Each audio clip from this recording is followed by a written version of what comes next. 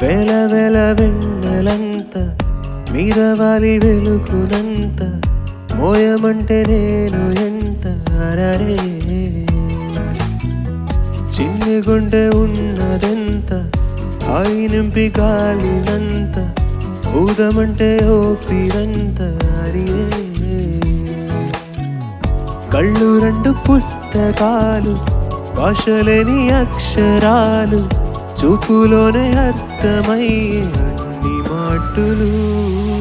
Minnal వళ కైయిలిట్ట పెన్నడగే ఎత్తితోడా